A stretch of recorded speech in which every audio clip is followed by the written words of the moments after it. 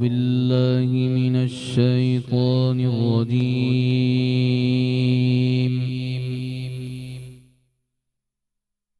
بسم الله الرحمن الرحيم.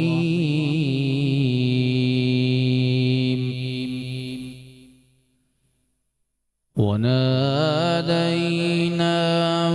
من جانب الطور الأيمن وقربناه نجيا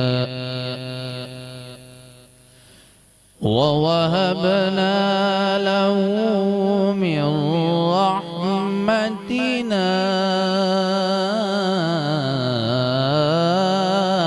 أخاه هارون نبيا.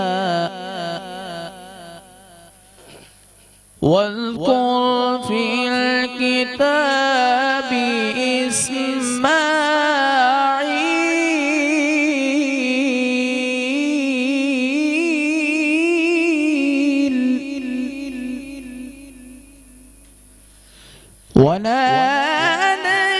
وناديناه من جانب الطور الأيمن وقربناه نجيا ووهبنا له من رحمتنا أخاه هارون نبيا.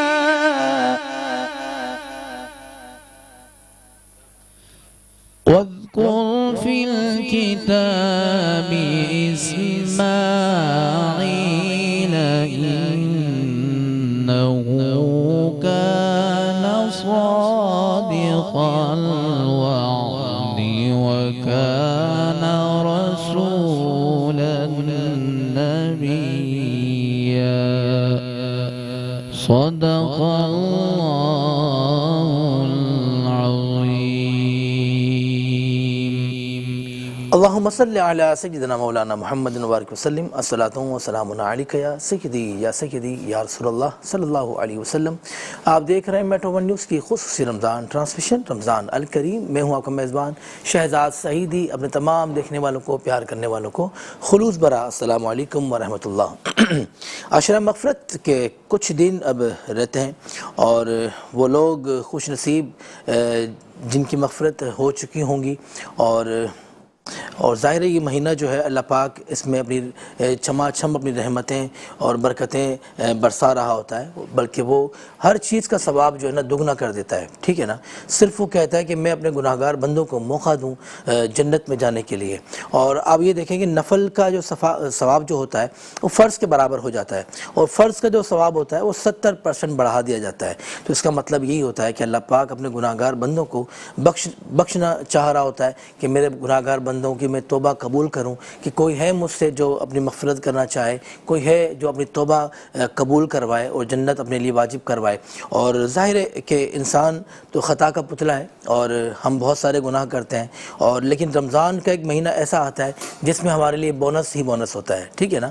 اور بس اللہ پاک ہمیں تقویٰ نصیب فرمائے، اللہ پاک ہمیں عاجزی اور انکساری نصیب فرمائے، اللہ پاک ہمیں ان لوگوں سے پیار کرنا نصیب فرمائے کہ جو لوگ ہم سے پیار کرتے ہیں، اور ہمیں اللہ پاک ہر انسان کے ساتھ اللہ پاک ہمیں مخلص رکھے. کیونکہ آج کا جو ہم نے موضوع بھی رکھا ہے وہ بھی ہم نے رکھا ہے کہ ہمیں غیبت، بغض اور کینہ سے ہمیں کس طرح بچنا چاہیے. آپ یقین کریں کہ اگر آپ کے دل میں کسی کے لیے بھی کوئی بھی رنجش ہے نا تو اللہ پاک آپ کی دعا قبول نہیں کرتا. میں نے یہی سنا مفتیان کرام سے کہ ہمیشہ اپنا دل جو ہے نا سامنے والے کے لیے صاف رکھنا چاہیے اور کسی کے لیے برا نہیں سوچنا چاہیے، کیونکہ ہم ویسے بھی انسان ہیں. ہمیں سب سے پہلے سبق یہی دیا جاتا ہے کہ تمہیں مخلوق سے محبت کرنا ہے، پیار کرنا ہے. ٹھیک ہے نا. تو اللہ کی جتنی بھی مخلوق ہے، بلکہ سب سے پہلے اپنے گھر والوں کو دیکھیں آپ. ٹھیک ہے نا. آپ کے گھر والوں کو دیکھیں، آپ کے آس پاس میں دیکھیں، اپنی بہنوں کو دیکھیں. ہم نے ابھی اس وقت جو حالات جو چل رہے ہیں، جو معاملات جو چل رہے ہیں، اتنی رنجشیں ہو گئی ہیں، اتنی نفرتیں ہو گئی ہیں، یقین کریں کہ ہمارے جو اپنے جو لوگ ہوتے ہیں نا ہم ان سے بھی صحیح سے بات نہیں کرتے. تو میں کہتا ہوں کہ رمضان کا مہینہ ہے, یہ بڑا برکت والا مہینہ ہے اور یہ بڑا فضیلت والا مہینہ ہے. اس میں جتنا ہو سکے اپنوں سے پیار کریں, اپنے دلوں کو صاف کریں, رنجشوں کو دور کریں اور اپنے آپ کو ملائیں, اپنے رشتہ داروں کو جو رشتہ جو ہوتا ہے نا وہ رشتوں کو مضبوط کریں. بس میرا یہی کہنے کا ہے. اور ہم اپنا مہمانوں سے میں تعارف کرواؤں گا سب سے پہلے کہ ہمارے ساتھ جو علماء کرام موجود ہوتے ہیں اس سیگمنٹ کے اندر اور جو ناطقہ حضرات جو موجود ہوتے ہیں. سب سے پہلے علامہ عبد القادر ہزاروی صاحب. السلام علیکم علامہ صاحب. وعلیکم السلام ورحمۃ اللہ وبرکاتہ. علامہ صاحب کیسے ہیں آپ؟ ٹھیک ٹھاک الحمدللہ الحمدللہ. علامہ صاحب یہ بتائیں کہ ہم چھوٹی چھوٹی باتوں پر نہیں, ایک چھوٹا سا ہم نے یہ رکھا ہے کہ چھوٹی چھوٹی باتوں پر ہم کیوں ناراض ہو جاتے ہیں؟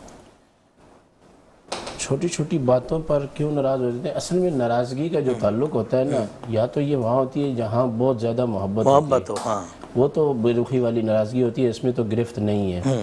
اور جہاں کسی کی ظلم اور زیادتی کا مسئلہ ہو تو یہ والی ناراضگی ٹھیک نہیں ہے. ٹھیک نہیں ہے جی. اور آپ جو کہہ رہے ہیں نا بہن بھائیوں میں, یہ تقریباً آج کل ظلم اور زیادتی والی ناراضگی ہوتی ہے. بس یا تو بھائی کے ساتھ برا ہوتا ہے یا بہن کے ساتھ برا ہوتا ہے. اگر برا نہ ہو تو پھر میرے خیال میں کوئی بھی ایسا نہیں ہے. پھر آگے چل کے ہم بات کریں گے کہ حسد بھی آج کل ایک بہت بڑی بیماری ہے جس سے نفرتیں, بغض, کینہ اور رشتے دور ہو رہے ہیں. دیکھیں جب رمضان کے بعد جب عید آتی ہے اور عید آتی ہے تو ظاہر مسرت کا ہم اظہار کرتے ہیں اور ہم گلے ملتے ہیں لوگوں سے, گلے مل کر ظاہر جب گلے بندہ اسی سے ملتا ہے جس سے کوئی رنجش نہ ہو. اگر آپ کے دل میں اس کے لیے کوئی بغض ہے, کوئی کینہ ہے, ٹھیک ہے نا, اور آپ سے گلے اگر مل رہے ہیں تو پھر تو یہ کھلی منافقت ہے. جی میں آپ کو بتاؤں, ابھی کچھ عرصہ پہلے کی بات ہے, مجھے موقع ملا ایک پنچایت میں. ویسے میں بچتا ہوں کہ کسی کا فیصلہ نہ کروں. دو بندوں کے مابین میں نے صلح کرایا. ان میں سے ایک مجھے کہنے لگا کہ مفتی صاحب آپ نے صلح تو کرا دیا ہے نا, مگر میں نے یہاں سے کیا, یہاں سے نہیں کیا. اللہ اکبر. اللہ. میں نے کہا اب آپ ان کے گلے نہیں لگیں گے. میں اٹھ گیا وہاں اور میں نے ایک فیصلہ کیا کہ زندگی میں کبھی صلح کرانا بڑی اچھی بات ہے مگر کبھی منافقوں کا بندہ صلح نہ کرائے. واہ واہ واہ واہ. دیکھیں کتنی خوبصورت علامہ صاحب نے بات کی. ایک میسیج تھا آپ کے لیے. میرے ساتھ موجود معروف ناطقہ محترمہ ترازیہ ناصر, آپ کیسی ہیں؟ ٹھیک ہے, آپ کو خوش آمدید کہتا ہوں. میں اس خوبصورت نشریات میں آپ کنٹینیو ہوتی ہیں ہمارے ساتھ. معروف قاری ماشاءاللہ قاری اسامہ رحمانی صاحب, کیسے ہیں آپ قاری صاحب؟ قاری صاحب میں نے آپ کی جناح کیک بھی تعریف کی, آج آپ ٹوپی چینج کر کے آ گئے. انشاءاللہ وقتاً انشاءاللہ پہنوں گا میں. اچھا ماشاءاللہ, اللہ پاک آپ کو دارین کی خوشی نصیب فرمائے. آپ دیکھ رہے ہیں میٹرو ون نیوز کی خصوصی رمضان ٹرانسمیشن رمضان الکریم. ہم لیں گے چھوٹا سا وقفہ اور وقفے کے بعد آپ سے ہوتی پھر ملاقات. ہمارا سیگمنٹ ہوگا قصیدہ بردہ شریف. تو دیکھتے رہیں میٹرو ون نیوز کی خصوصی رمضان ٹرانسمیشن رمضان الکریم. ایک بار پھر آپ کو خوش آمدید کہتا ہوں. آپ دیکھ رہے ہیں میٹرو ون نیوز کی خصوصی رمضان ٹرانسمیشن رمضان الکریم اور یہ ہماری افطار کی خوبصورت نشریات ہوتی ہے. اور تلاوت قرآن پاک کے بعد ہمارا سیگمنٹ ہوتا ہے قصیدہ بردہ شریف جو کہ قاری اسامہ رحمانی اور ترازیہ ناصر اپنی خوبصورت آواز میں پیش کرتے ہیں. جی. مولاي صل وسلم دائما ابدا على حبيبك خير الخلق كلهم. مولاي صل وسلم دائما ابدا على حبيبك خير الخلق كلهم. دعا إلى الله فالمستمسكون به. دعا إلى الله فالمستمسكون به. مستمسكون بحبل غير منفصم. مولاي صل وسلم دائما أبدا على حبيبك خير الخلق كلهم. خسروی اچھی لگی نا سروری اچھی لگی, ہم فقیروں کو مدینے کی گلی اچھی لگی. دور تھے تو زندگی بے رنگ تھی, بے کیف تھی. ان کے کوچے میں گئے تو زندگی اچھی لگی. مولاي صل وسلم دائما أبدا على حبيبك خير الخلق كلهم. فإن من جودك الدنيا وضرتها، فإن من جودك الدنيا وضرتها، ومن علومك علم اللوح والقلم.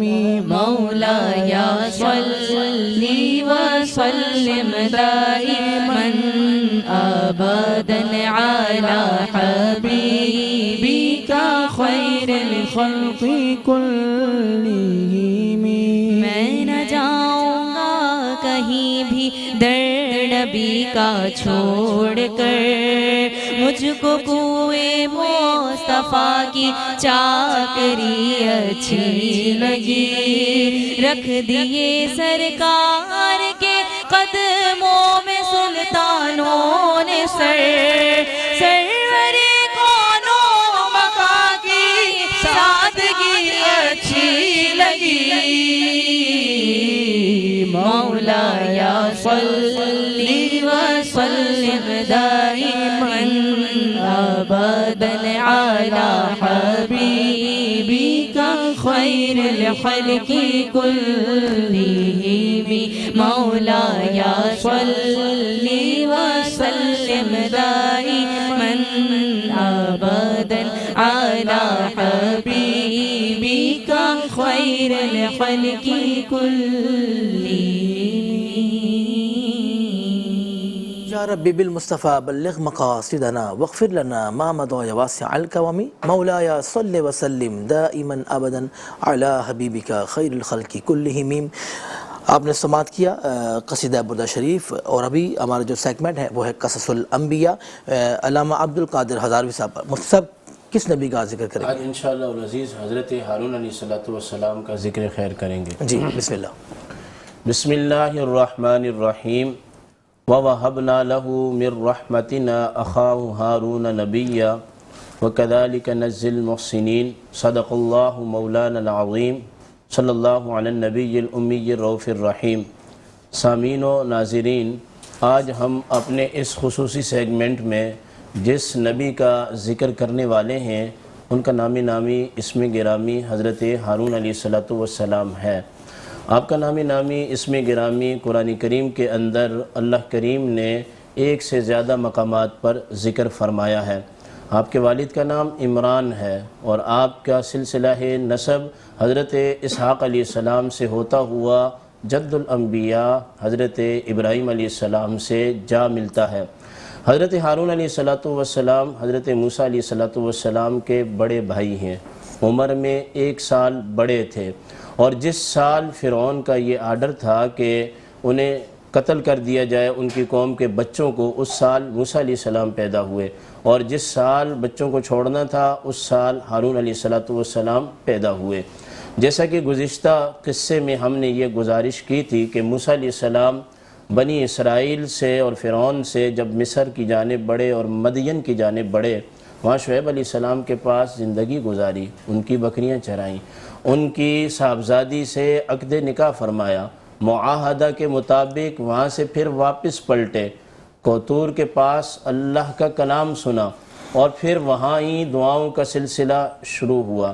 آپ کہتے ہیں کہ یا اللہ میری زبان کو کھول دے، میرے اہل میں سے میرا وزیر بنا دے، ایسا شخص جو میری کمر بن سکے، میرے ساتھ چلے، میرا ساتھ دے، میری حمایت کرے. اللہ کریم نے پھر اسی وقت ہارون علیہ السلام کو نبی بنایا. جیسا کہ تھوڑی دیر پہلے ہمارے قاری محمد اسامہ رحمانی صاحب تلاوت کر رہے تھے، وَوَهَبْنَا لَهُ مِنْ رَحْمَتِنَا أَخَاهُ هَارُونَ نَبِيًّا. ہم نے بخش دیا موسیٰ علیہ السلام کو اپنی رحمت کی وجہ سے ایک بھائی جس کو ہم نے نبی بھی بنا دیا. یہ بھی مفسرین کرام نے لکھا ہے کہ ہارون علیہ السلام کو نبی موسیٰ علیہ السلام کی دعاؤں کی وجہ سے بنایا گیا ہے، مگر بیان تو یہ بھی ہوا قرآن میں، اللہ اعلم حیث یجعل رسالتہ، اللہ خوب جانتا ہے کہ اس نے کس کو نبی بنانا ہے اور کس کو رسول بنانا ہے۔ اللہ نے تو ان کو بنانا ہی تھا۔ نبی کسب سے نہیں بنتے، نبی کوئی نیک عمل کرنے سے نہیں بنتے، یہ جو نبوت ہے یہ اللہ کی طرف سے وحی ہے۔ مطلب یہ جسے چاہتا ہے بندوں میں سے رسول بناتا ہے اور جسے چاہتا ہے نبی بناتا ہے۔ ہارون علیہ السلام کے بارے میں یہ بھی آیا کہ آپ بنی اسرائیل کے اندر سب سے زیادہ محبوب شخص تھے، بنی اسرائیل والے آپ سے محبت کرتے تھے۔ یہی وجہ ہے کہ بخاری اور مسلم کی متفق علیہ روایت ہے، آقا دو جہاں صلی اللہ تعالیٰ علیہ وسلم جب معراج شریف پر تشریف لے گئے، 5ویں آسمان پر حضرت ہارون علیہ السلام سے ملاقات ہوئی۔ ہارون علیہ السلام نے کہا آپ کا بھائی اور ایک نبی آپ کو سلام کہتا ہے۔ قرآن کریم کے اندر آتا ہے کہ سلام علی ہارون، موسیٰ اور ہارون علیہ السلام پر قرآن نے سلام بھی بھیجے ہیں۔ نبی علیہ السلام نے سلام کا جواب دیا، ملاقات ہوئی اور آگے بڑھ گئے۔ یہاں علامہ عینی رحمہ اللہ حدیث کی شرح کرتے ہوئے لکھتے ہیں آسمانوں پر نبی کریم علیہ السلام کی ملاقات جتنے انبیاء سے ہوئی اس کی کوئی نہ کوئی وجہ ہے، اور ہارون علیہ السلام سے ملاقات کی وجہ یہ تھی کہ جس طرح ہارون علیہ السلام کو بنی اسرائیل والے محبوب رکھتے تھے، میرے آقا دو جہاں کو دونوں جہان والے اور خود خالق کائنات محبوب رکھتا ہے۔ تو اللہ یہ چاہتا تھا کہ آپ میرے محبوب ہیں اور یہ میرے محبوب بھی ہیں اور لوگوں کے محبوب بھی ہیں، آپ ان سے ملاقات کریں۔ موسیٰ علیہ السلام کو طور پر جب تورات شریف لینے گئے تو بنی اسرائیل کی نگہبانی کے لیے ہارون علیہ السلام کو چھوڑ کے گئے۔ یہاں میں آپ کو یہ بھی بتاتا چلوں، ہارون کا مطلب ہی محافظ ہے، ہارون کا مطلب نگہبانی کرنے والا ہے۔ ہارون علیہ السلام انتہائی بردبار تھے، حلیم تھے، اللہ کی رحمتوں میں تھے، اللہ کے چنیدہ تھے اور اللہ کے ہدایت یافتہ بندے تھے۔ ادھر بنی اسرائیل کی سرپرستی کر رہے تھے، ادھر موسیٰ علیہ السلام کو طور پر تشریف لے گئے۔ پھر وہاں کے جو معاملات ہیں وہ قرآن میں بڑی تفصیل کے ساتھ ذکر ہوئے۔ ادھر سامری نے ایک بچڑا بنایا جو بولنے لگ گیا، بنی اسرائیل اس بچڑے کی عبادت کے اندر مشغول ہو گئے۔ موسیٰ علیہ السلام تورات کی تختیاں لے کر واپس آئے۔ قرآن کریم نے اس منظر کو بھی بیان کیا کہ موسیٰ علیہ السلام نے تورات شریف کی تختیوں کو رکھا اور ہارون علیہ السلام سے بات کرنے لگے کہ ہم نے آپ کو بنی اسرائیل پر محافظ بنایا تھا، آپ کی حفاظت میں بنی اسرائیل کیسے بت پرستی کی طرف مائل ہو گئی۔ موسیٰ علیہ السلام کو جلال آ گیا۔ یہاں بڑے بھائی کے لیے بھی ایک تعلیم ہے، قرآن میں یہ بات بھی آئی کہ موسیٰ علیہ السلام نے اپنے بڑے بھائی ہارون علیہ السلام کی داڑھی پکڑ لی اور کھینچنے لگے۔ ہارون علیہ السلام نے فرمایا کہ اے موسیٰ میری اور تیری ماں ایک ہے، اور آگے قرآن کے حسین الفاظ ہیں فَلَا تُشْمِتْ بِيَ الْأَعْدَاءَ، اے موسیٰ دشمنوں کو مت ہنساؤ، اس میں میرا کوئی قصور نہیں ہے، یہ ساری غلطی سامری کی ہے۔ ہاں رک کے میں یہ بھی بتا دینا چاہتا ہوں، جب چھوٹے بھائی بڑے بھائیوں سے لڑتے ہیں تو دنیا ہنستی ہے۔ قرآن نے تو ہمیں یہی بتایا ہے، ہارون علیہ السلام کی تعلیم نے تو ہمیں یہی بتایا ہے، مگر بڑے بھائی کے لیے یہاں تعلیم قرآن یہ بھی ہے، چھوٹا نہ سمجھی میں یا جان بوجھ کر یا کسی کے کہنے پر بڑے بھائی پہ ہاتھ اٹھا لے، گالی گلوچ کرے، برا بھلا کہ نبی تو گالی گلوچ نہیں کرتے تھے، آج کے زمانے کی میں بات کر رہا ہوں، تو وہاں بھائیوں سے کہہ دینا چاہیے تیری اور میری ماں ایک ہے، تیرا اور میرا باپ ایک ہے، ہم لڑیں گے تو دنیا ہنسے گی انشاءاللہ العزیز۔ جب ہم ان دونوں نبیوں کی تعلیمات کو پڑھیں گے تو پھر دنیا کو ہنسنے کا موقع نہیں ملے گا۔ ہاں یہ بات بھی سن لیں، کئی دو بہنیں اگر لڑنے لگ جائیں تو ان کے لیے بھی یہی حکم ہے کہ بڑی بہن کو برداشت کرنا چاہیے چھوٹی بہن کی بے رخیاں، بڑے بھائی کو برداشت کرنے چاہیے چھوٹے بھائی کے نخرے، بڑا بھائی معاف نہیں کرے گا، برداشت نہیں کرے گا تو کون کرے گا؟ یہی وجہ ہے کہ میرے آقا دو جہاں صلی اللہ تعالیٰ علیہ وسلم کی یہ حدیث پاک ہے کہ تم میں سے جو چھوٹوں پر شفقت نہیں کرتا اور بڑوں کی تعظیم نہیں کرتا فَلَيْسَ مِنَّا، وہ ہم میں سے نہیں۔ اللہ کریم ہمیں انبیاء اور رسولوں کی تعظیم، ان کی تعلیمات پر عمل کرنے اور اپنے قریب کے رشتہ داروں کی تعظیم، پڑوس کی اور مسلمانوں کی تعظیم، ادب و احترام اور ان پر شفقت کی توفیق عطا فرمائے۔ ماشاءاللہ ماشاءاللہ، بہت خوبصورت علامہ عبدالقادر ہزاروی صاحب نے جو کہ ہمارا قصص الانبیاء کا جو سیگمنٹ ہوتا ہے اس میں حضرت ہارون علیہ السلام کا ذکر فرمایا۔ اللہ پاک ہمیں تمام انبیاء کرام کی تعظیم اور محبت نصیب فرمائے۔ ہم لیں گے چھوٹا سا وقفہ، اور وقفے کے بعد آپ سے ہوتی پھر ملاقات۔ دیکھتے رہیں میٹرو ون نیوز کی خصوصی ٹرانسمیشن رمضان الکریم۔ ایک بار پھر آپ کو خوش آمدید کہتا ہوں، آپ دیکھ رہے ہیں میٹرو ون نیوز کی خصوصی رمضان ٹرانسمیشن رمضان الکریم۔ میں ہوں آپ کا میزبان شہزاد سعیدی۔ دوپہر 3 بجے سے لے کے وقت افطار تک آپ کا ہمارا ساتھ رہتا ہے، اور مختلف ہمارے سیگمنٹ ہوتے ہیں جس میں روحانی وظائف ہوتا ہے، علم اور آگاہی ہوتا ہے، اور ہمارا کچن سیگمنٹ ہوتا ہے جو کہ آپ دیکھتے ہیں افطار پکوان، اور اس کے بعد افطار کے بعد جب ہمارا جو افطار کا جو سیگمنٹ ہوتا ہے وہ ہوتا ہے مدحت نعت، جس میں خصوصی نعتیں ہم لیتے ہیں، خصوصی دعا ہوتی ہے، اور اس کے بعد افطار کے بعد پھر ہمارا ہوتا ہے کوئی سیگمنٹ جس میں آپ کی لائیو کال ہم لیتے ہیں۔ تو یہ میٹرو ون نیوز کی خوبصورت اور زبردست سی نشریات آپ دیکھتے ہیں۔ بلکہ میں تعارف کرواؤں گا ہمارے علماء کرام کا، کیونکہ ہمارا سیگمنٹ ہے عالم اور ہم۔ عالم اور ہم میں ہمارے ساتھ کنٹینیو علامہ مفتی عبدالقادر ہزاروی صاحب ہوتے ہیں، اور ابھی ہمیں جو جوائن کیا ہے علامہ وقاص ہاشمی صاحب، جو کہ معروف عالم دین اور مختلف ٹی وی چینلز پہ آپ ان کو سماعت کرتے ہیں۔ بہت زبردست انداز میں آپ گفتگو کرتے ہیں، بہت آسان سے آپ کی گفتگو ہوتی ہے، اور آج پہلی بار میری اس ٹرانسمیشن میں آپ حصہ بنیں۔ السلام علیکم علامہ صاحب۔ وعلیکم السلام ورحمۃ اللہ۔ حضرت کیسے ہیں آپ؟ ٹھیک ٹھاک ہیں؟ خیریت ہیں؟ الحمدللہ الحمدللہ، طبیعت ٹھیک ہے قبلہ؟ الحمدللہ۔ رمضان کیسا گزرا آپ کا؟ ماشاءاللہ رمضان المبارک تو ظاہر ہے کہ بابرکت مہینہ ہے، اس مہینے کی جو برکتیں ہیں جی جی وہ آپ جیسے لوگوں کی وجہ سے اور بڑھ جاتی ہیں۔ اور بڑھ جاتی ہیں، مصروفیات بڑھ جاتی ہیں آپ لوگوں کی نا۔ ہم لوگ مصروفیات تو ظاہر سی بات ہے، ایک عام آدمی ہے نا اس کی بھی بڑھ جاتی ہے، کیونکہ اس کو بھی تراویح پڑھنی ہوتی ہے۔ اگر ہمیں پڑھانی ہوتی ہے تو اس کو پڑھنی ہوتی ہے۔ یہ بلا وجہ آپ جو ہے علماء اکرام کو ہی کریڈٹ دیتے رہتے ہیں، کبھی عوام کو بھی کریڈٹ دے دیا گیا۔ بالکل بالکل بالکل، آپ نے درست فرمایا۔ ہمارے علماء کرام کو تو پڑھانی ہوتی ہے، لیکن آپ لوگ پڑھتے ہیں، اپنے رب کو راضی کرتے ہیں، صرف مقصد یہی ہوتا ہے کہ آپ کا رب آپ سے راضی ہو جائے۔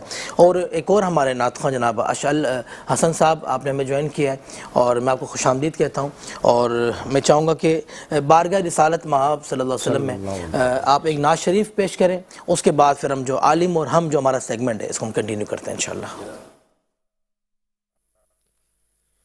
وہ شہر محبت جہاں مصطفیٰ ہے،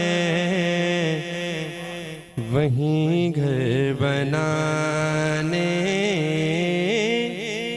کو جی چاہتا ہے، وہ سونے سے کنکر وہ چاندی سی مٹی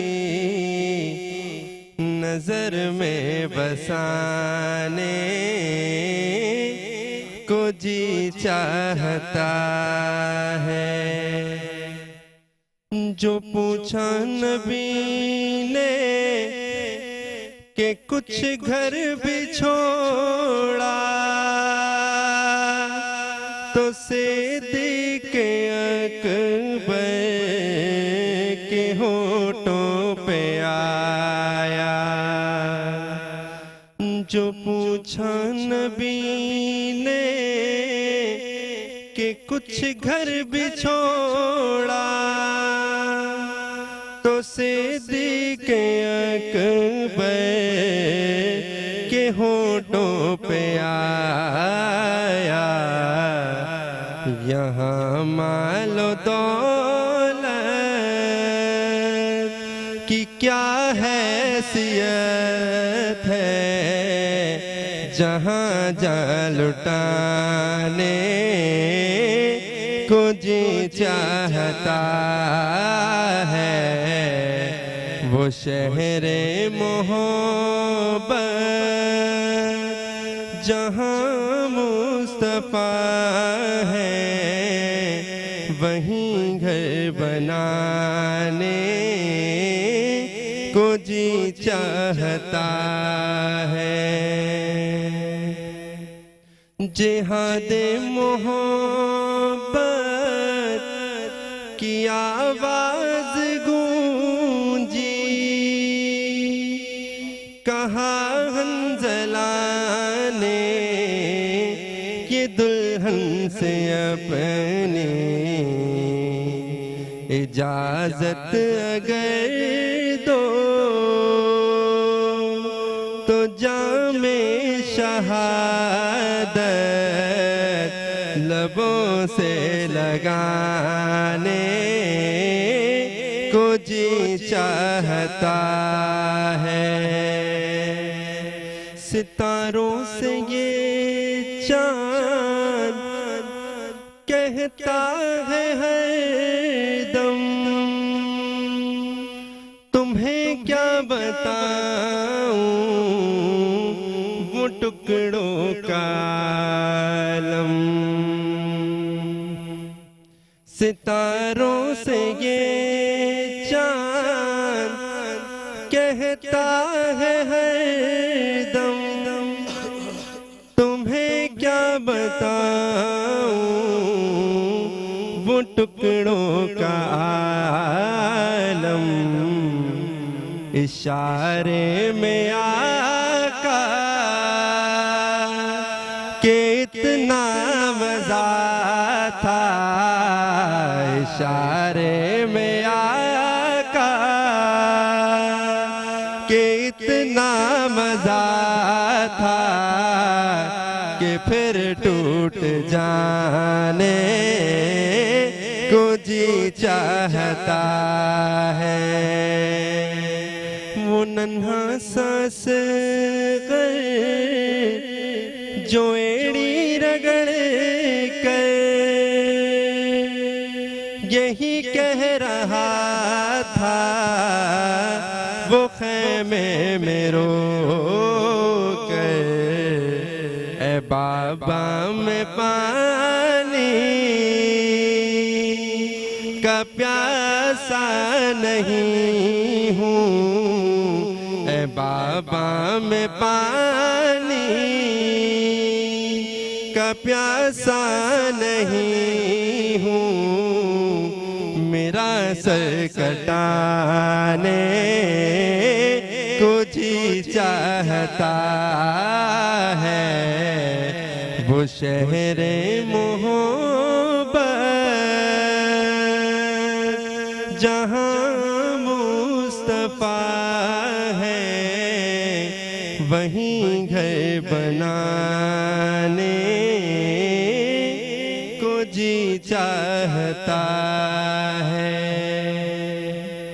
ماشاءاللہ ہمارے مہمان ثنا خان جناب اشعل حسن صاحب نے بہت خوبصورت حاضری حضور کی بارگاہ میں پیش کی، اور میں بھی کہوں گا کہ در رسول پر جانے کی آرزو ہے مجھے، در رسول پر جانے کی آرزو ہے مجھے، اور وہیں پہ نعت سنانے کی آرزو ہے مجھے، وہیں پہ نعت سنانے کی آرزو ہے مجھے۔ اللہ پاک بادب ہمیں حاضری نصیب فرمائے حضور کی بارگاہ میں، بلکہ ہم تو یہی دعا کرتے ہیں کہ رمضان کے کچھ روزے ہمارے بھی وہاں گزر جائیں جس طرح پہلے گزرے ہیں، اور امید ہے انشاءاللہ گزریں گے۔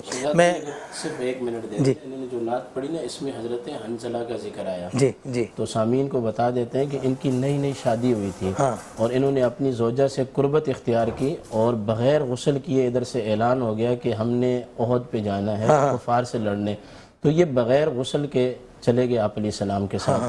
جب وہاں پہنچے تو ان کو شہادت نصیب ہوئی، اللہ تو اس کے بعد جب مجاہدین کے اجساد مبارک جمع کیے جا رہے تھے تو حنظلہ کی باڈی نہیں مل رہی تھی، تو عرض کی گئی یا رسول اللہ وہ آئے تو تھے، شہید بھی ہو گئے، لیکن جسم مبارک نہیں مل رہا، تو آپ علیہ السلام نے فرمایا کہ اللہ کے ملائکہ انہیں آسمان میں غسل دینے کے لیے، شہید کو غسل نہیں دیا جاتا کیونکہ یہ حالت جنابت میں تھے، اور ان کا لقب بھی غسیل الملائکہ ہے، یعنی ہمیں کوئی غسل دے گا تو عام بندہ دے گا، مگر ان کو جو غسل دیا وہ اللہ کے ملائکہ نے۔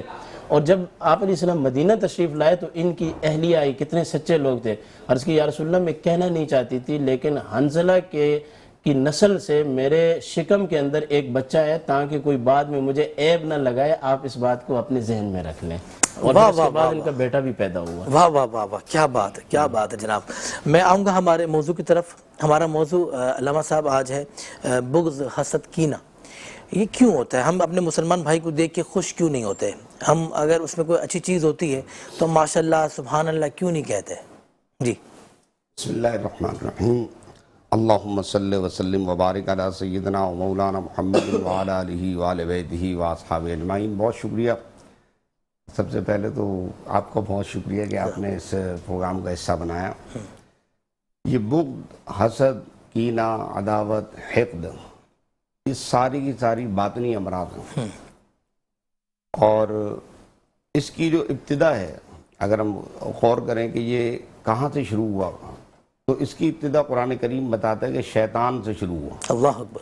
کیونکہ اللہ کی بارگاہ میں شیطان نے اپنے حسد کا برملا اظہار کرتے ہوئے کہا کہ انا خیر من، تو جس کو تو نے افضلیت دی ہے اور وَلَقَدْ کرمتا کا تاج پہنایا ہے، تو اس کو تو نے کرمتا کا تاج کیوں پہنایا؟ کرمتا کا تاج مجھے پہنانا چاہیے تھا، اشرف المخلوقات مجھے بنانا چاہیے تھا، کیونکہ انا خیر من، میں اس سے بہتر ہوں۔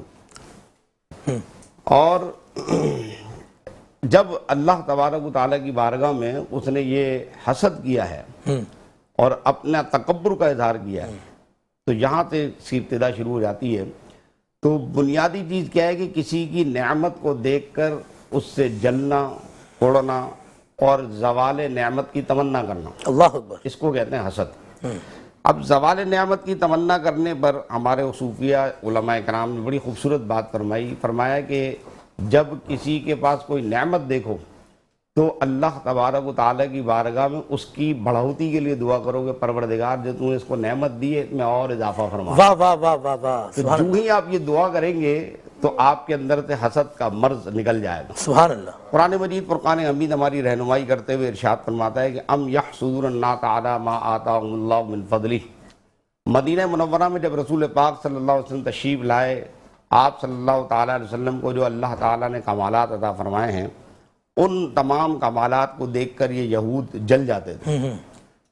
کیوں کہ وہ جب جلتے تھے تو اللہ تبارک و تعالیٰ نے کیا فرمایا؟ ام یحسدون الناس علی ما آتاہم اللہ من فضلہ، یا یہ لوگ حسد کرتے ہیں جو کچھ ہم نے اپنے محبوب کو عطا کیا ہے۔ تو جو ہم نے اپنے محبوب کو عطا کیا ہے وہ ہم نے اولاد ابراہیم میں بھی عطا کیا ہے نا۔ اولاد ابراہیم کے اندر ہم نے حضرت یوسف کو، حضرت داؤد کو، حضرت سلیمان کو ایک ہی وقت کے اندر بادشاہت بھی عطا کی ہے، نبوت بھی عطا کی ہے، اور یہ ساری نعمتیں ہم نے ان تمام انبیاء کرام کو دینے کے بعد اپنے محبوب میں جمع کر دی۔ اللہ اکبر۔ اسے بادشاہت بھی دی ہے، اسے امام الانبیاء بھی بنایا ہے، سردار بھی بنایا ہے۔ یہ ساری نعمتیں ہم گزشتہ انبیاء کرام کو دے چکے ہیں، یہاں پر ہم نے اپنے محبوب کی ذات میں سب کو جمع کر کے ہم نے کہا کہ یہ ہے ہمارا شاہکار، اور اس شاہکار ربوبیت کو دیکھنے سے تعلق رکھتا ہے یہ۔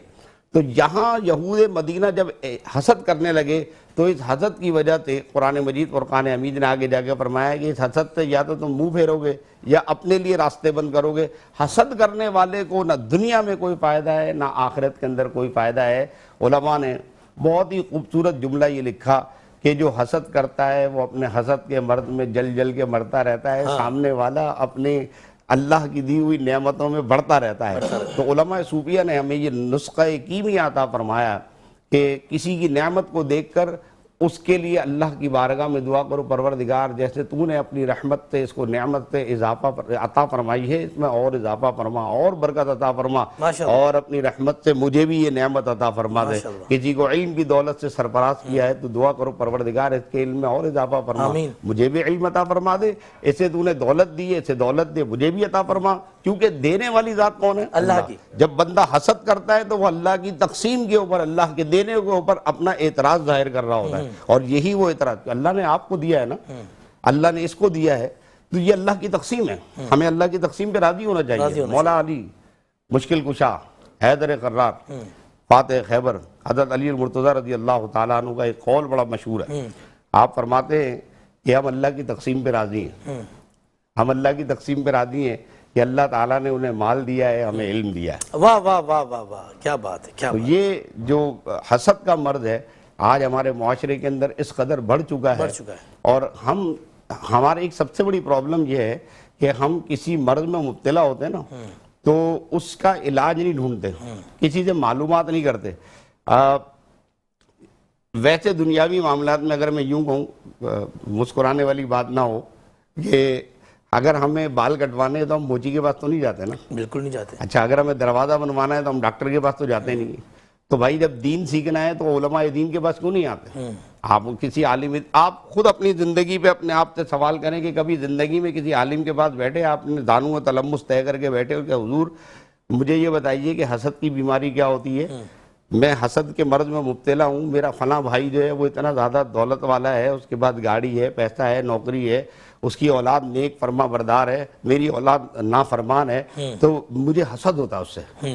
تو حضور یہ ارشاد فرمائیں مجھے اس بیماری سے کیسے نکل. کبھی کسی نے کیا ہے اپنی زندگی میں؟ کبھی نہیں کیا. تو اچھا آپ کو کینسر ہو جائے تو آپ 25,000 لوگوں سے مشورے کرتے ہیں، شوگر ہو جائے تو 36,000 لوگوں سے مشورے کرتے ہیں. تو یہ بھی تو ایک مرض ہے نا، بہت بڑا مرض ہے. اور اتنا بڑا مرض ہے کہ حسد نیکیوں کو ایسے کھا جاتا ہے جیسے آگ سوکھی لکڑی کو کھا جاتا ہے. اللہ اکبر، اللہ اکبر. تو اس لیے آج کے اس پروگرام کی وضاحت سے میں سمجھتا ہوں کہ قرآن مجید فرقان حمید ہماری تربیت کر رہا ہے، اور یہ ماہ رمضان المبارک کی بابرکت ساعتیں، بابرکت لمحات، یہ رمضان آتا ہی اس لیے ہے تاکہ وہ ہمیں ہماری پیوریفیکیشن کر سکے، ہمیں پیوریفائی کرے.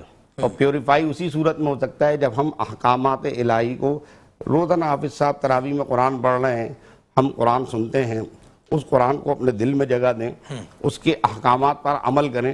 ڈاکٹر جو تجویز کرتا ہے نا دوا، اس دوا کے ساتھ پرہیز بھی بتاتا ہے. بغیر پرہیز کے دوا کھانے والا ایک بے وقوف ترین انسان ہے.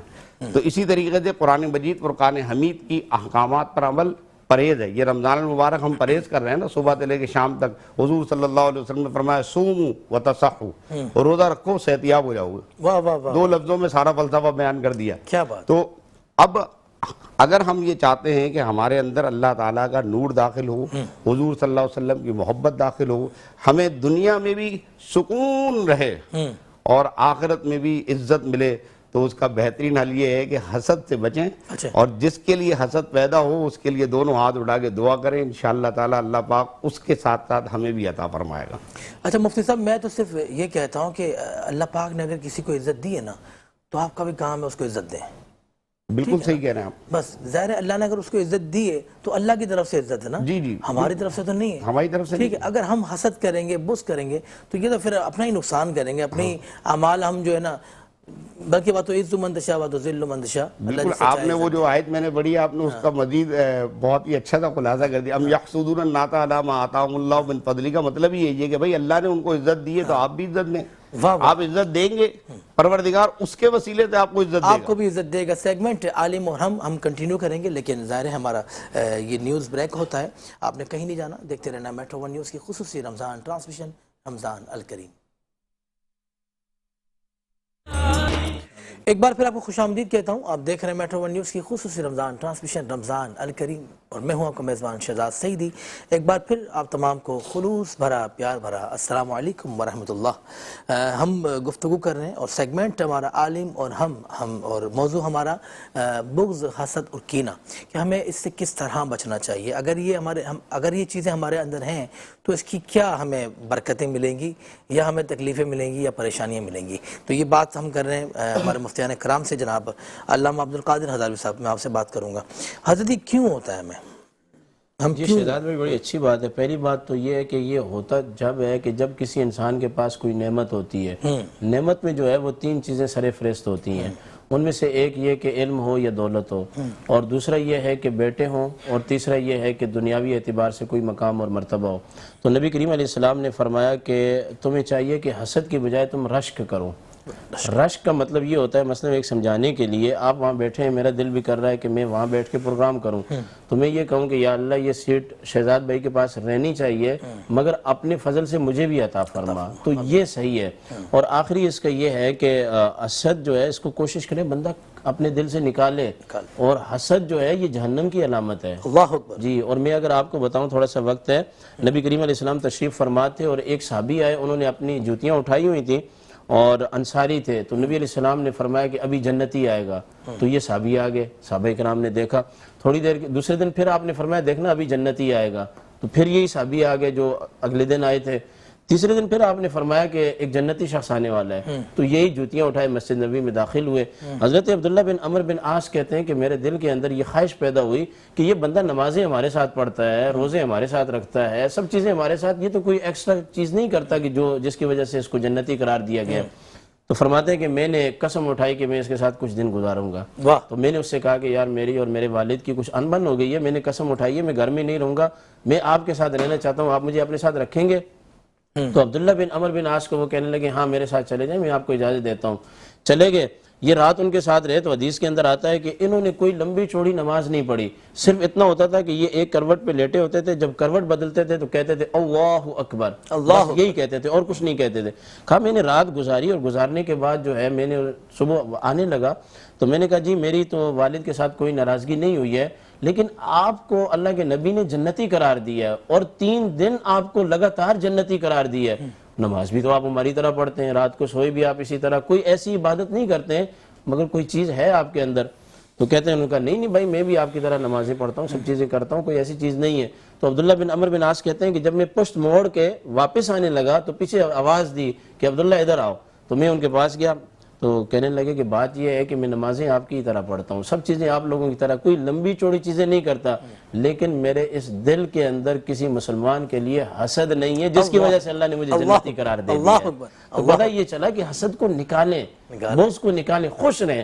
اور سب سے بہترین چیز یہ ہے, مثلا کسی کے پاس کوئی دولت ہے, بیٹے ہیں, اولاد ہے, کوئی بھی چیز ہے جو نعمت ہے اور ہمیں اس پر رشک آ رہا ہے تو دعا کرنا شروع کر دیں. حدیث کے اندر آتا ہے کہ جب آپ دوسرے کے لیے دعا کرتے ہیں تو یہاں بیٹھے ہوئے فرشتے کہتے ہیں کہ مولا اس کو دینا ہے یا نہیں دینا, اس کو ضرور عطا فرما. یعنی مثلا ہمارے قاری اسامہ صاحب ہیں, میں ان کے لیے دعا کرنا شروع کر دوں, اب اللہ کے فرشتے کہتے ہیں ان کو ملے یا نہ ملے, یہاں جو بیٹھے ہوئے ہیں نا وہ کہیں گے مولانا یا اللہ 1000ویں کو ضرور ملنی چاہیے, اور میں اپنی حاجتیں ایسی ہی پوری کرواتا ہوں. یعنی جو چیز مجھے چاہیے ہوتی ہے میں لوگوں کے لیے مانگنا شروع کر دیتا ہوں, آپ کو ملنی چاہیے, وہ اس کو ملے نہ ملے, ہاں سامنے والے کے لیے وہ مجھے مل جاتی ہے. اور دوسرا یہ ہے کہ کیوں خواہ سعدی بابا لکھتے ہیں کہ ضدی مر جا تیری یہ عادت ختم ہونے والی نہیں ہے. یعنی یہ حسد اور ضد, بغض اور کینہ ایسی ایک عادت ہے کہ موت کے علاوہ اس کا کوئی علاج نہیں ہے, مگر اللہ والوں کے ہاں اس کا علاج ہے. اپنے آپ کو گرا دو, مٹ جاؤ, من تواضع للہ, کہ جو بندہ اللہ کے لیے مٹ جاتا ہے, عاجزی کرتا ہے, رفعہ اللہ, اللہ اس کو کیا کر دیتا ہے, بلند کر دیتا ہے. کسی کے بچے کو دیکھیں دعا کریں یا اللہ اس کو سلامت فرما, کسی کے بعد نعمت دیکھیں دعا کریں, سڑے نہیں جلے نہیں. دنیا میں مسلمان آیا ہے نا یہ اللہ کی عبادت کے لیے آیا ہے, تو اس کی ظاہری عبادت بھی اللہ کے اور اس کے رسول کے طریقے پر ہونی چاہیے اور اس کا من بھی صاف ہونا چاہیے. میں آپ کے پروگرام کی وساطت سے تمام سننے والوں کو یہ کہتا ہوں, دعاؤں کی اجابت کے لیے, دنیا کی کامیابی کے لیے, خوشیوں کے لیے ایک ہی کام ہے کہ اپنا دل اور اپنی زبان ایک کر لو بس, اور لوگوں کے لیے اپنے دل کو بالکل صاف کر لو. جیسے کہ مسلم شریف کی حدیث ہے, سرکار نے فرمایا خبردار جسم کے اندر ایک لوتھڑا ہے, اگر وہ ٹھیک ہو جائے تو پورا بدن ٹھیک ہو جاتا ہے. صحابہ نے عرض کی یا رسول اللہ وہ لوتھڑا کون سا ہے؟ فرمایا وہ دل, جس کا دل ٹھیک ہو گیا نا بس. اور دوسری بات یہ ہے شہزاد بھائی, آپ اپنی تنہائی میں اور اپنے ظاہر میں ہر بندہ وہ کام کرے جو سب کے سامنے کر سکتا ہے, ایک بات. دوسرا یہ ہے کہ اپنے دل میں وہی رکھو کہ جو 400 بندوں کے سامنے آپ کسی کے متعلق بیان کر سکتے ہو, انشاءاللہ آپ کی کامیابی ہے اور کوئی آپ کو ہار بھی نہیں ہوگا. واہ واہ واہ واہ, کیا بات علامہ صاحب آپ نے کی. اچھا میں بات کروں گا سید وقاص ہاشمی صاحب آپ سے. اچھا جو حاسد جو ہوتے ہیں, جو بغض جو کرتے ہیں یا کینہ رکھتے ہیں اپنے دل میں, سامنے والے کو کیا پریشانی ہوتی ہے, اس کے معاملات میں کچھ پریشانی ہوتی ہے, کمی بیشی آتی ہے؟ بہت زبردست سوال کیا آپ نے. اگر ہم اس کے روحانی پہلو پر دیکھیں, ٹھیک ہے, تو ایک میکینزم ہے, اس کا بھی ایک اپنا ایک میکینزم ہے کہ جب کوئی کسی کے اوپر, جیسے مثال کے طور پر میں ایک مثال دے دیتا ہوں آپ کو کہ ہم سب یہاں بیٹھے ہیں اور ایک شخص جو ہے نا کہیں دور بیٹھا ہوا وہ دیکھ رہا ہے مسلسل جی, تو آپ نے اپنی لائف میں محسوس کیا ہوگا اگر کوئی دیکھ رہا ہوگا آپ کی بےچینی ہوگی, آپ دیکھیں گے یار کیا ہو رہا ہے, ایک دم آپ کی نظر پڑے گی کوئی آپ کو گھور کے دیکھ رہا ہے, رائٹ؟ ہاں ایسا ہی ایسا ہی سمجھ گئے. بالکل سیم ایسے ہی ہوتا ہے کہ جب کوئی کسی سے حسد کرتا ہے, بغض کرتا ہے, تو انسان کی باڈی میں سے ایسی ریز نکلتی ہیں جو سامنے والے کے اوپر اثر انداز ہوتی ہیں. اللہ اکبر. اور جدید سائنس نے یہاں تک بیان کیا ہے کہ اس کی ایک مثال یہ دیتے ہیں کہ جیسے کوئی آ رہا ہوتا ہے نا, یا آپ کو ابھی پتہ لگے کہ جناب مفتی صاحب تشریف لا رہے ہیں, تو آپ آئے نہیں ابھی, حضرت سیڑھی پہ چڑھ رہے ہیں, آپ کے چہرے پہ خوشی ہو جاتی ہے, ارے صاحب آ رہے ہیں, بھائی ذرا جگہ خالی کر دینا. تو جیسے آپ یہاں خوشی کا اظہار کر رہے ہیں نا, یہ ریز ان کے پاس پہنچ رہی ہیں, یہ بھی جذباتی انداز میں آ رہے ہوتے ہیں, او بھائی کیا حال ہے. اچھا اس کے مقابلے میں کسی کا تذکرہ ہو گیا کہ فلاں آ رہا ہے, آپ کیوں آ رہا ہے یہ, اس کے اوپر بھی اثر ہو رہا ہوگا. یہ آئے گا نا مرتے ہوئے دل سے آئے گا, کیسے ہوتی ہو؟ صحیح ہے. تو یہ جو میکینزم ہے نا یہ پورا باقاعدہ کیا مثال دی ہے، کتابوں میں موجود ہے. اور اس کے بارے میں کہا جاتا ہے کہ جب کوئی یعنی آپ صاحب نعمت ہے نا، اللہ نے آپ کو ایک نعمت دی ہے، قاری صاحب کو اچھا قرآن پڑھنے کی نعمت دی ہے، بھائی کو اچھی نعت پڑھنے کی نعمت دی، حضرت کو علم کے زیور سے آراستہ کیا ہے. اب میں بلا وجہ دل میں حسد کر رہا ہوں. ان کو پتا ہے میری وجہ سے یہ برابر میں بیٹھا ہوا مولوی حسد کر رہا ہوگا. تو ان کو کیا کرنا چاہیے کہ یہ بھی دعا کریں کہ پروردگار جیسے تو نے مجھے نعمتوں سے سرفراز کیا ہے، پیارے آقا صلی اللہ علیہ وسلم کی امت میں جو جو مجھ سے حسد رکھتا ہے اس کو بھی نعمت سے سرفراز فرما دے. تو یہ ایک روحانی طور پر روک ہو جائے گی. اور اس کی وہ کہتے ہیں ٹوک کو کاٹنا ہے نا، تو ٹوک کو کاٹنے کا یہی ٹوٹکا ہے. اچھا حضرت ہمارے گھر والے تو چھری سے کاٹتے ہیں، انڈوں سے کاٹتے ہیں، پتہ نہیں کن کن چیزوں سے کاٹتے ہیں، تو ان سے کچھ بھی نہیں کٹتا. مختلف قسم کے ٹوٹکے ہوتے ہیں، یہ بزرگوں کی طرف سے ہوتے ہیں اور بزرگان دین نے ان کو تجربہ کیا ہے کہ آپ جب صاحب نعمت ہیں تو اپنی نعمت کا کثرت سے شکر ادا کریں. لئن شکرتم لازیدنکم، جتنا شکر ادا کریں گے اللہ تعالیٰ زیادہ عطا فرمائے گا. اور دوسرا آپ یہ کہیں کہ یا رب کریم، جب آپ دعا کرتے ہیں تو آپ کے پروردگار جو جو مجھ سے حسد کرتا ہے یا بغض رکھتا ہے تو یہ نعمت تو نے عطا کی ہے، میرا اس میں کوئی کمال نہیں ہے. تو میں یہ تیری بارگاہ میں عرض کرتا ہوں کہ اس نعمت پر میں تیرا شکر ادا کرتا ہوں. جو حسد کرتا ہے تو اس کے دل میں میری محبت پیدا فرما، اسے بھی نعمت عطا فرما تاکہ وہ اس حد کے تو ہمارا بھائی ہے نا، ہم اس کے لیے بد دعا کیوں کریں؟ بد دعا کیوں کریں؟ تو ہم اس کے لیے دعا کریں کہ یا اللہ اس کو حسد کے اس مرض سے نجات عطا فرما دے. تو یہ علماء صوفیہ نے اس کا ایک علاج لکھا ہے، اس کا ایک ٹوٹکے کا کارڈ لکھی ہے. واہ واہ واہ واہ. کہ بہترین کارڈ یہ ہے کہ جب آپ کے اوپر اثر انداز ہو رہے ہیں نا تو آپ اس کو آپ اس کے لیے دعا کریں، اس کے لیے دعا کریں. جی علامہ صاحب کیا فرما رہے کہہ رہا تھا حضرت جو ابھی گفتگو کر رہے ہیں، آپ نے سوال کیا کوئی اثر ہوتا ہے یا نہیں. مکہ کے لوگوں نے ایک جماعت کو پیسے دے کے صرف راستوں میں اس لیے بڑھایا تھا کہ جب حضور علیہ السلام تشریف لائیں تو ان کو آپ نے نظر لگانی ہے. اللہ اکبر.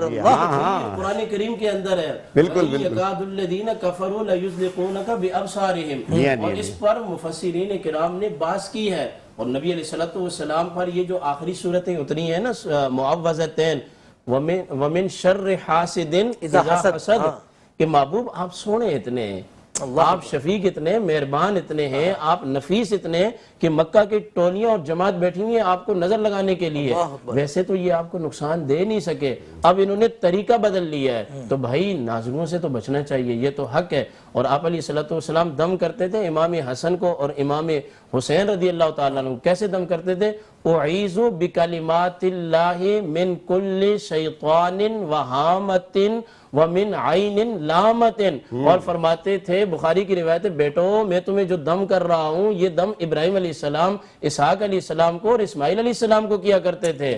اور یہ اس میں آخر میں نا ومن عین لامت، نظر لگانے والی آنکھ سے بھی میں پناہ مانگتا ہوں. تو بھائی اس سے تو نبیوں نے پناہ مانگی ہے، پیسے دے کے لوگوں کو بٹھایا گیا ہے. اور پھر اس میں ایک یہ بھی ہے کہ کسی کی نظر لگ جائے نا، نظر لگ جائے تو پھر جو ہے اس کے پاس بندہ جائے اور اس کو کہے کہ بھائی غسل کر، اور غسل کر کے پانی میرے اوپر ڈال. یہاں تک بھی علماء نے لکھا ہے. اللہ، یہ نظر جو ہے نا یہ انسان کو کہیں کا بھی نہیں چھوڑتی. اسی لیے میں نے یوسف علیہ السلام کے قصے میں کہا تھا ساری چیزیں بتایا نہیں کرو، نظر لگ جاتی ہے. جی جی جی. حضرت دعا ہمارے دیکھنے والوں کو دوبارہ بتائیں. جی اعیذ بکلمات اللہ التامۃ من کل شیطان وہامۃ وعین لامۃ، یہ پڑھیں. اور اس کے بارے میں عبداللہ بن عمر سے ہے کہ اپنے بڑے بچوں کو یہ دعا یاد کراتے تھے اور چھوٹے بچوں کے لیے لکھ کر ان کے گلے میں تعویذ کے طور پر ڈالا کرتے تھے. اور یہ ہم بھی تعویذ بنا کے دیتے ہیں، یہی حدیث ہے اور لوگوں کو دینا چاہیے. آپ بھی بنا کے دیں، یاد بھی کریں اور ہمیشہ پڑھتے رہا کریں. ماشاءاللہ ماشاءاللہ. حضرت نے بہت خوبصورت بات فرمائی. اور ہم تو یہی بچپن سے یہ دیکھتے آ رہے تھے کہ ہمارے گھر والے جو نا گلاس سے نظر اتارتے تھے، انڈوں سے نظر اتارتے تھے. مرچیاں دم کر کے کرتے ہیں، وہ سب بزرگوں کا طریقہ ہے، وہ بھی آپ کرتے ہیں. ہمارے گھر میں بھی کنٹینیو کریں. ہاں ہم اس کو رکھیں، وہ سر پہ گھما کے پھر اس کو چولہے پہ ڈالتے ہیں اور کہتے ہیں کہ بدبو نہ آئے تو پانی الٹا گلاس کرتے ہیں، پانی نہیں گر رہا ہوتا ہے. یہ سارے اور بہترین طریقہ یہی ہے کہ مفتی احمد یار خان نعیمی رحمۃ اللہ تعالیٰ علیہ نے فرمایا کہ ہر علاقے یا ہر برادری کے یا ہر ملک کے لوگوں کے اپنے اپنے بزرگوں سے مجرب ٹوٹکے. تو جو جہاں چل رہا ہے نا ازرو قرآن و سنت، یہ جو حضرت نے بھی حدیث پڑھی ہے اسی کی شرح میں یہ جملے لکھے ہیں، اسی کی شرح میں کہ یہ سب کے سب جائز ہیں, ناجائز کوئی نہیں ہو سکتا.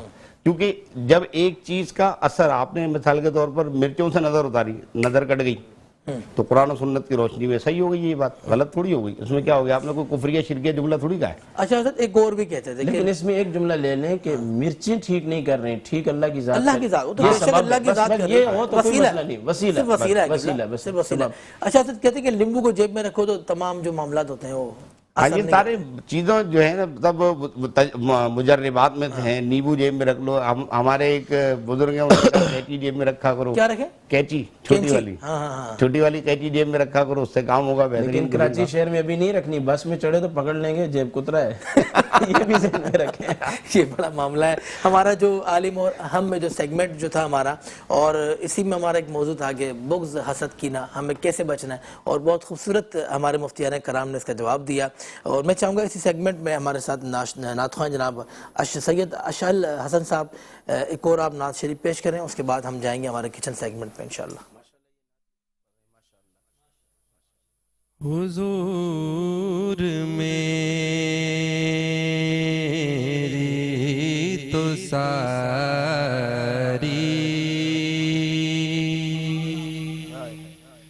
بہار آپ سے ہے,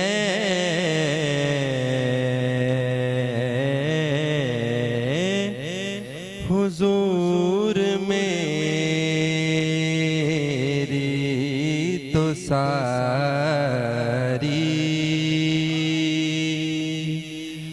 بہار آپ سے ہے, میں بے قرار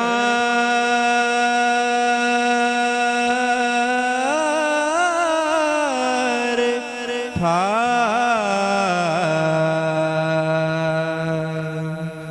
میں بے قرار تھا, میرا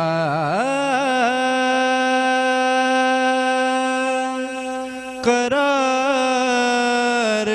آپ سے ہے,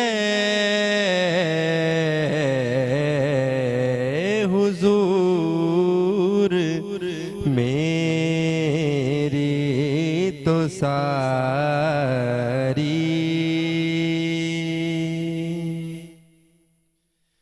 میری تو ہستگی کیا ہے میرے